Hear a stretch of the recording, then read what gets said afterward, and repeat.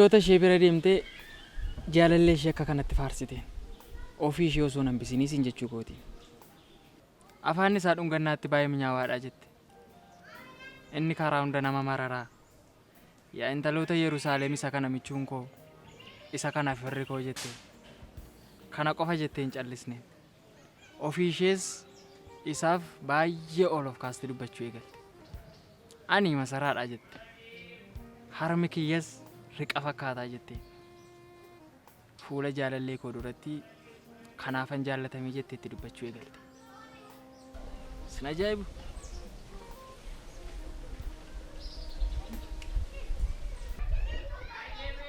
Ani garuu fuula jaalallee koo duratti wantan sababa malee jaalatamee natti fakkaata.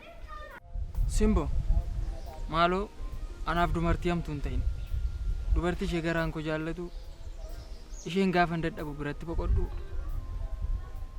Ishee galgala kootiif maaltu anaaf ta'e. Beenya kana caalmaa qottee narraa galfachuudha moo kaayyoon kee? Simbo qotee sirraa galfachuu qofa miti. Hongee amma jiru kana yoo dandamatte rakkina amma keessa jiru kana hundumaa mootee yoo dabarte ana jechuun dhiira sanyii kee addunyaa kana dhaalchisuu danda'uudhaan isa kana dagachuun qabdu. Hawwiin kee illee kumaatama garuu ati nama galmaan geessisu miti. Simbo dhugaadha hawwii kiyya beekuu qofaafuu galata guddaa na biraa qabda. Maal akkana beektaa garuu? Simbo ati hawwiin kennu garuu hawwiin kee maalidha? Amanamummaa nagwe yookaan nama anaaf uumame baree isaaf jiraachuu qofa. Hawwiin keessa kana? Hawwii koo qofa miti. Osoo naaf ta'ee wanta raawwee kana yeroo muraasaaf qofa jiraadhee du'uun barbaada. Hawwii kee kana jiraattee du'uudha kanatti barbaada. Akkas erga ta'ee hawwii kee kana si jiraachisee si ajjeesuun barbaada. Akkas yoo ta'e du'a kee booda ergatii fooniif hafuuraan gargar baatee booda biyya kana keessatti naannoon jiraadhu keessatti dhaloota dhufuuf fakkeenya ta'ee goota jaalalaa jedhamee bara baraan faarfamaa jiraachuun barbaada. Beenya akka miira qosaadhaaf jiraachuu hin qabne beektaa miti. Ati akkam baay'ee si jaalladhu hin beektaa miti. Beenya hin beeku hin jenne garuu osoo ati nutti qoostuu hawwiin koo hawwii ta'e akka nafne adara. Simbo abdii xiqqoo qabda taanaan abdii xiqqoo qabdu sanarra dhaabbattee sababa naannoo kee jiruuf gammaddee jiraachuu qabda kana booddee. Kanan ta'u taanaan haga dhumaatti akka kanatti wal faana turreettee yaadina tumti mataan keeyyu. Wanti itti kanaan dura dubbattee amma reefanaaf galaa deemaa jira. Garuu arrallee taanaan waan tokkoon sitti hima. Wanti nanna kee keessaa hin bahin jiru haga irraatti shakkii. Kanaafuu arras wanta irra deebi'ee sitti himu nan shakkin. Na shakkuu qofa dhiisi. Ani sababa malee sin shakku. Sababa malee sin shakkuu fi wantooti kana fakkaatan kana booddee naaf si gidduutti hojjetu. Kan itti na shakkituu fi sababa na jaallattuuf qofa ta'uu qaba kana booddee. Beenya rakkinni kee guddaan maal akka ta'e beektaa? Rakkinni koo guddaan illee gaafa hunda gaafate aartisi sossobuu fi amala kee duraatti si deebisuuf yaaluu irraan kan hafe amala ganatti rakkisaadha jedhamu qabu. Ani sababa maaliif akkan si shakku? Maaliif akkan dhiphadhu? Ati tasuma baruun barbaaddu. Sababa maaliif akkana shakkitummaa nan beekan. Innis sababan si jaalladhuuf qofa. Sababni biraanaaf si gidduu hin jiru. Sii galee?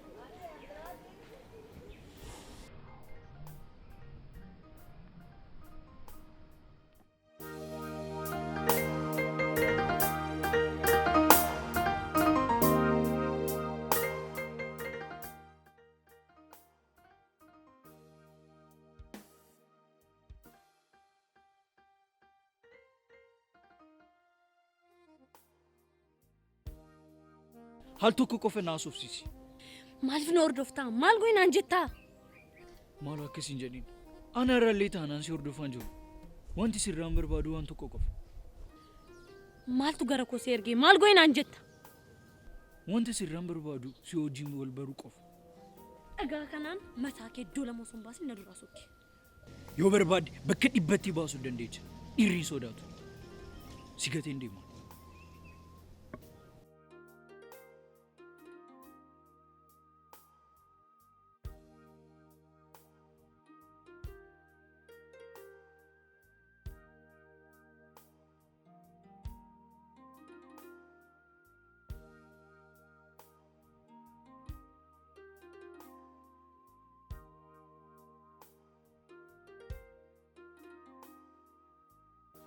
Ana malee dhiiran beektu miti ati. Miltoo amanuu baattus ani si malee dhiira biraa hin beeku. Osoon ija kiyyaan ilaalu na sabaaf yaalta ammayyuu. Sin ga'u? Gaaffii tokko si gaafadhu. Eeyyan gaafadhu. Siif dhiirri maalidha? Olaantummaa isaa dubartii irratti agarsiisuudha? Dubartii boossisuudha? Dhiirri siif maalidha? Siifan. Wanta an dubbachuun barbaanne nan dubbachiisin. Har'a yeroo waan qabduuf akka barbaaddetti narratti haasa'uu dandeessa. Ammaa booda garuu wanta akkanaatti fufa jettee gonkumaa akka yaadne. Yoo baay'ate wanti ati gochuu dandeessu yoo jiraate dhiira jijjiirtee wajjin deemuu irraa kan hafe homaa tokko wanta fiduu dandeessu tokko hin qabdu. Sila sammuu kanaan kana ol yaaduu hin dandeessu. Kanaaf akkasitti dubbatta. Waa malee manni naaroodha Oromoon gaafa mammaaf. Atis immoo waa malee akkanatti akkatti dubbachaa hin jirre bareecheen beekama. Akka barbaaddetti yaaduu dandeecha. Garuu ammaa booda siifanna dura ejjattee na kadhatti jettee gonkumaa akka yaadne. Quufni kee akka sirraa galeen deebitee gara kiyya akka ati dhuftu tasumaa shakkii hin qabu. Eenyu akka quufe walumaan kan ilaaludha. Ammaa booda akka na dura hin jiru.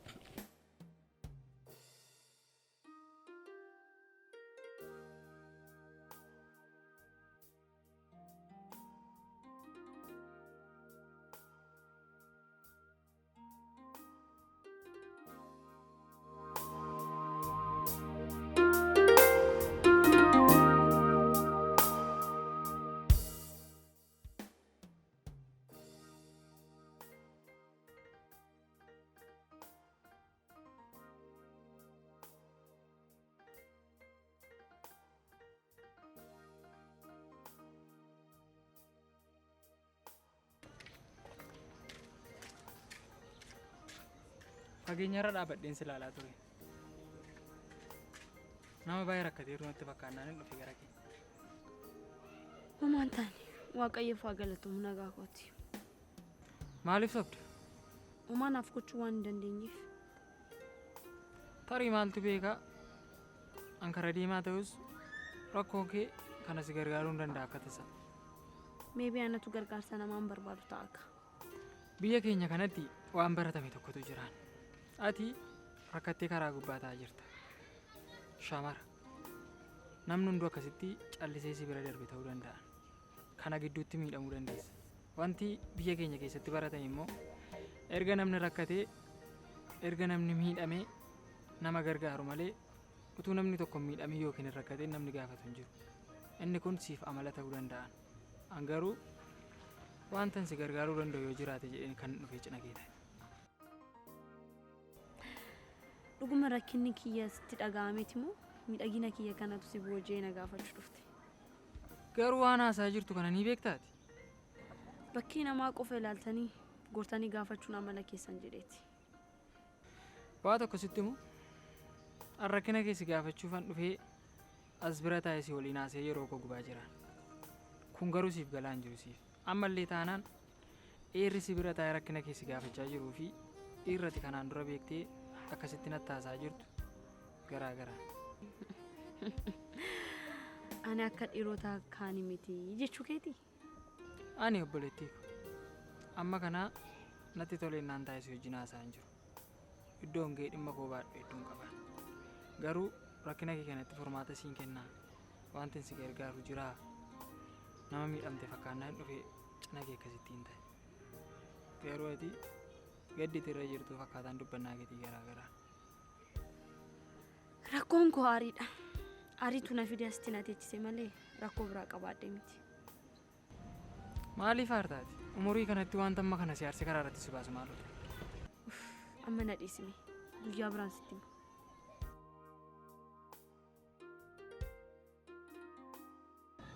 Waan tokko hubachuu qabdaan. Anaafatii wal hin beeknu. An karaa deemaadha. Ati immoo nama rakkatee karaa irra taa'u natti fakkaannaan dhufee sitti gore malee guyyaa biraa lafatti wal arginu hin qabu. Kana dagachuu hin qabdu. Waa hundaafuu an bakka dhimma kootiin deema. Waaqni si haa gargaaru. Yeroo gaarii qabaadhu.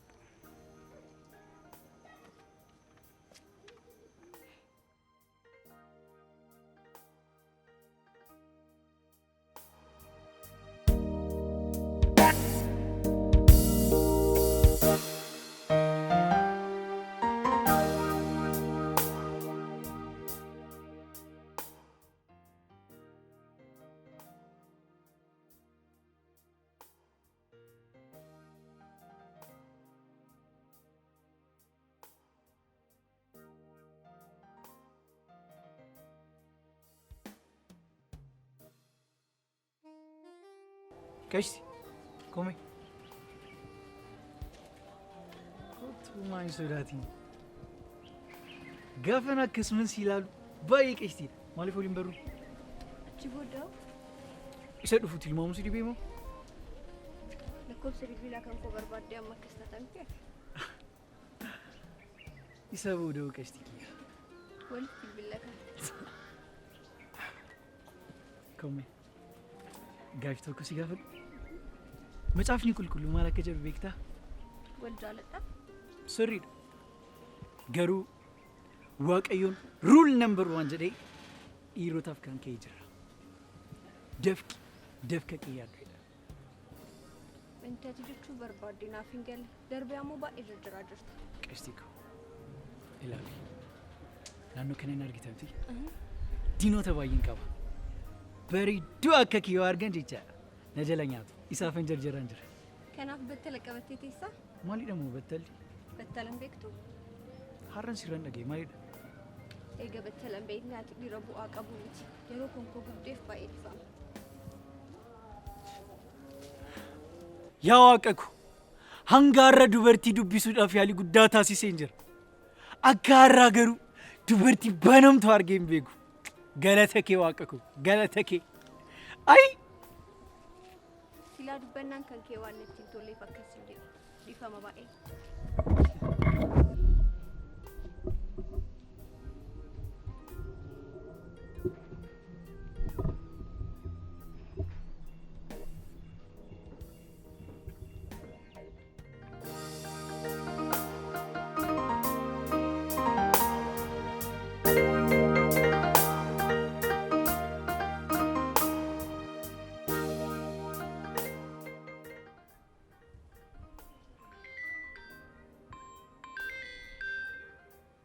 Beeka.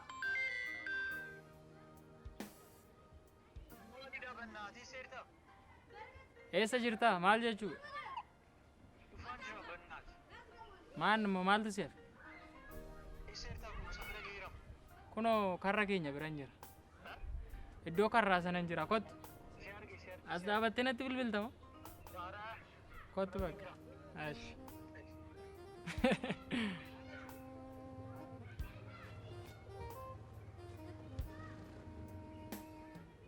Arrammaa waan ta'e.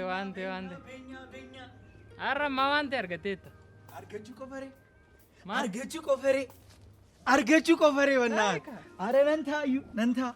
Si ilaaf namoonni biyyootii kanaaf seenaa hojjetan gaafa faarsinu onnee keenya irra yoo ta'e jedheen yaada arra booda dhugaa Waaqa.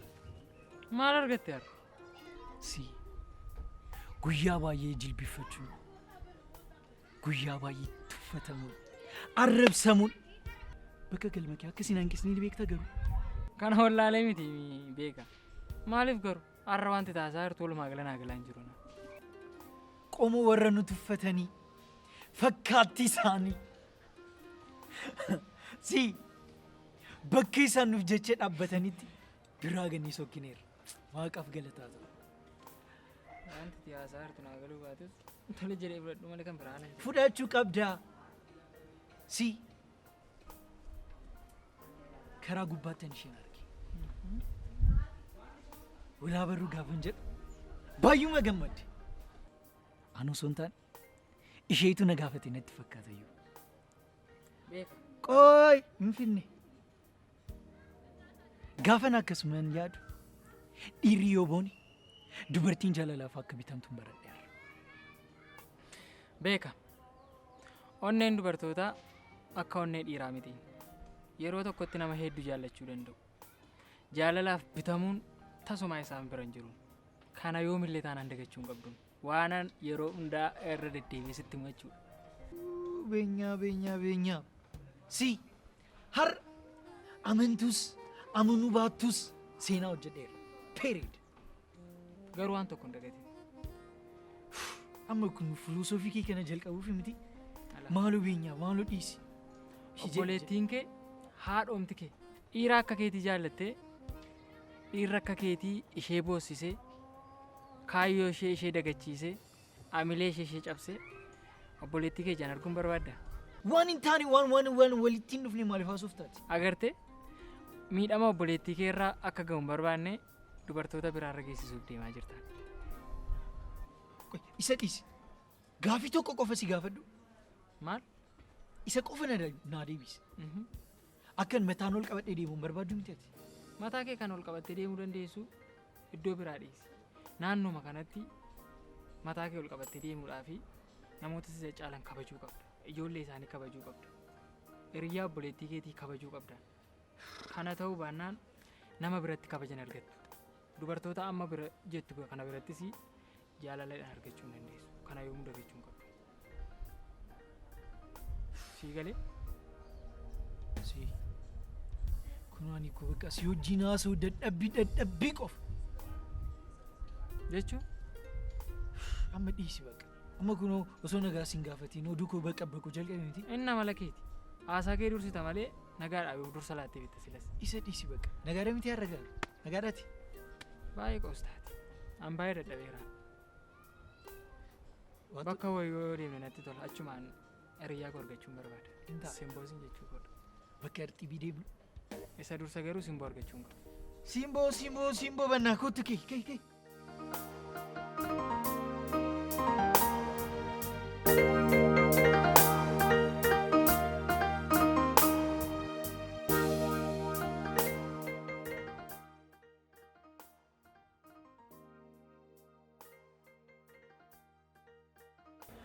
Beenyaa kun atammayyuu ishee yaadamti.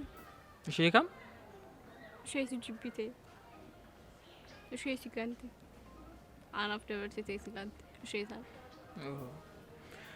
Simboo qoosaa kanaa yoo asuma irratti dhaabde sii wayya. Haasaa biraa wayyu haasaa biraa yoo asumne wayyu. Beenyaa kun kuni qoosaa miti. Maal balleessi? Homaa balleessitee hin jenne.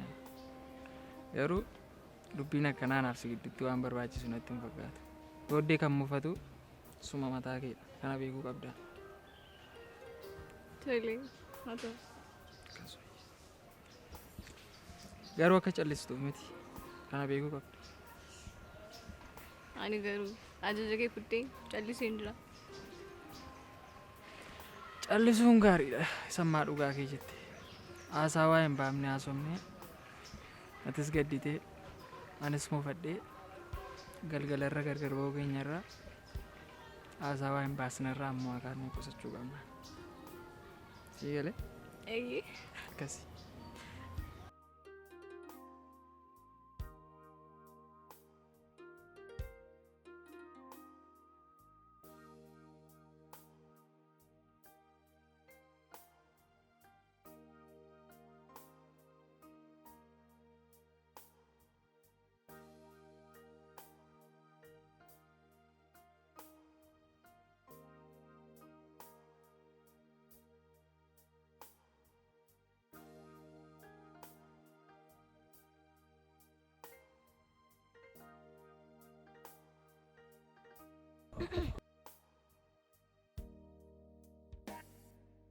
Akkam jirtu.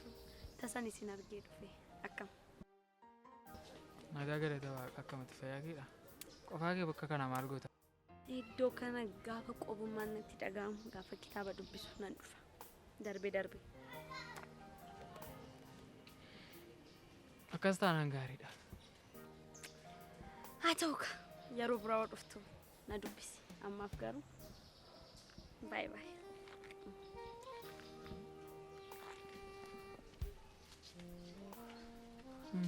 Maal taate?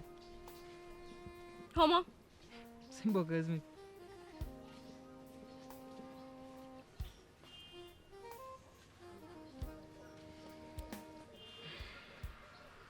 Akkati yaaddee miti.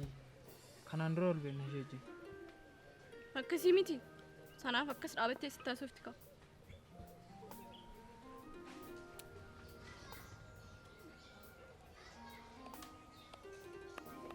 Simboon intala kanaa wajjin waliin beeknu. Akka tasaan guyyaa tokko rakkattee osoo isheen karaa irra taa'aa jirtu itti goree gaafadhe. Anaafati immoo gaafa hunda bakka kana teenyaan. Har'a bakka kanatti na argitee dhufteedha kan isheen na dubbiste. Waan argitee natti naare waan argitee natti hin qabame na daraake. Guyyaa tokko qofaan argee jechaa jirtaati. Guyyaa tokko qofan ishee arge. Akkamitti osoo nan jiru nama biraatti haasofta. Ana teessisteetu. Dhiifama tole. Homa dhiifama na gaafate. Yeroo hunda balleessanii dhiifama. Bakka hin jirutti gaafa hundayyuu na dhiisteen sokkina daraake.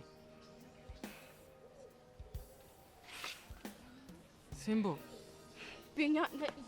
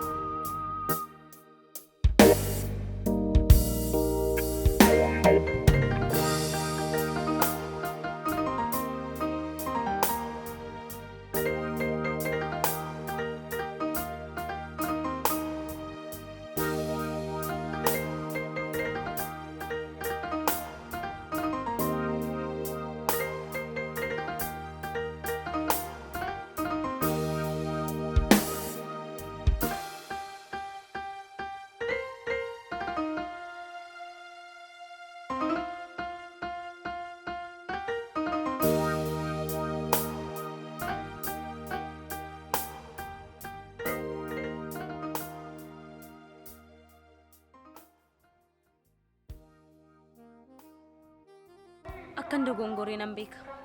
Ishi bira dhufee nagaa siin jechuun koo balleessaa kooti. Amma maal akkan godhuun beekuun. Simboon amala addaa wayii qabdi. Gaafa aartuu akka namni naannoo ishee ga'uun barbaaddu. Amala ishee kanaan dura sababan beekuu fi ishee hordofuun barbaada. Kanaafidha qofaa koo fi kanan bakka kana taa'eef. Ati carraa qabeessadha. Jechuun Jechuun ishiin baay'ee si jaalatti. Osoo si jaalachuu baattee sitti ni naaftu ture. an amma maal godhee akkan ishee hubachiisu hin beeku. Si wajjin eessatti wal beeknaan jedha. Eessatti wal arginee haasofnee beeknaan jedha. Akkamitti namni lafaa ka'ee dhufee fuuldura kee dhaabatee si taasanaan jettee deemtee. Ishee araarfachuun baay'ee natti ulfaata.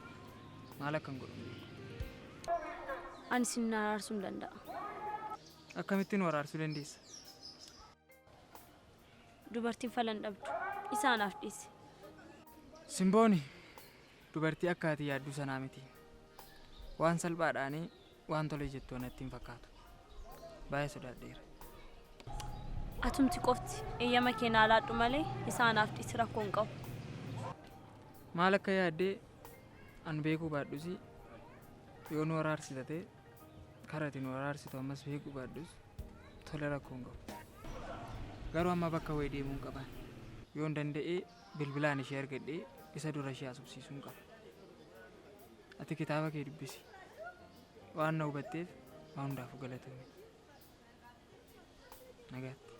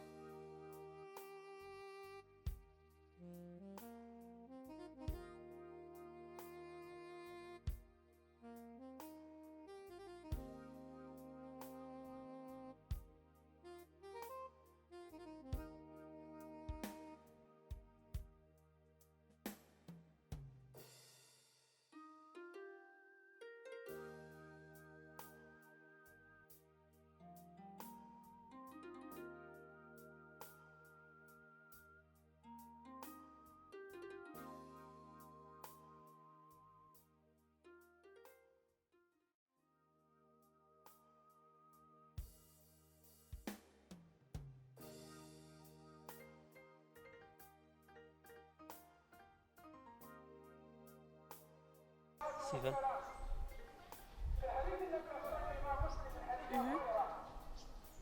Iddoo kana qofaa kee maal hojjetta?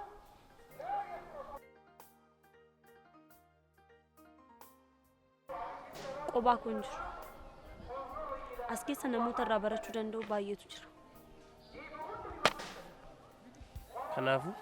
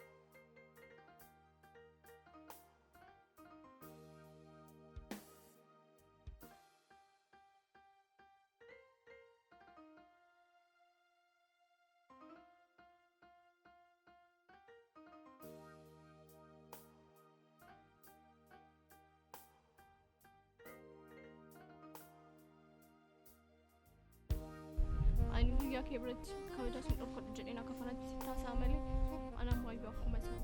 Simboo ammallee dhiifama naan goone. Dhiifama.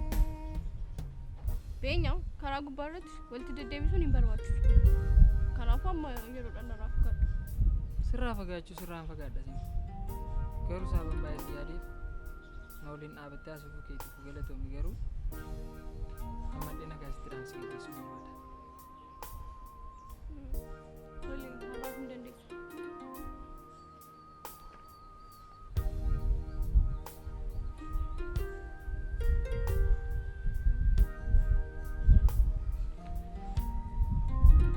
Haqana nyaatte?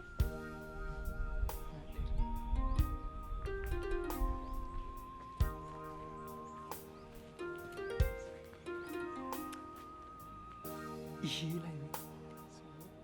Simboo miti. Simboo dhiisii isheesaa. Deemnee kan inni isaa ishee isaa ta'e.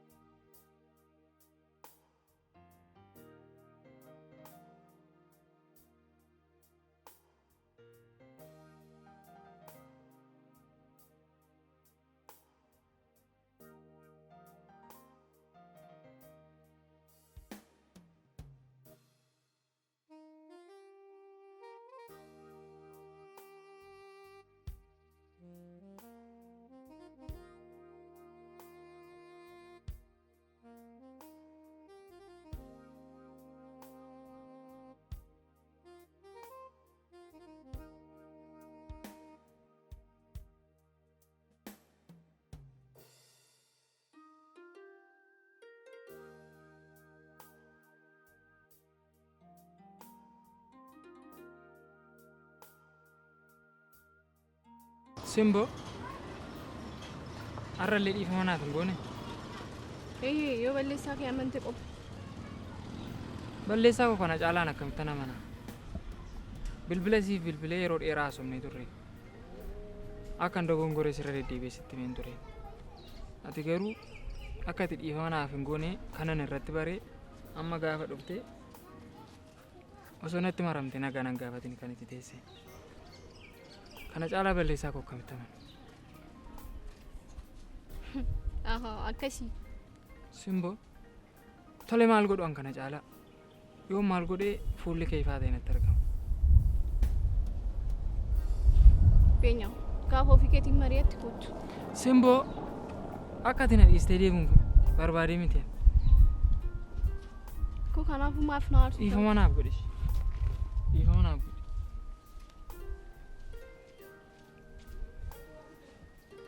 Amma kee akkasitti kee ta'e. Dhiifama naaf goote. Ana akka salphaa kanatti dhiifama siif hin godhu. Simbo.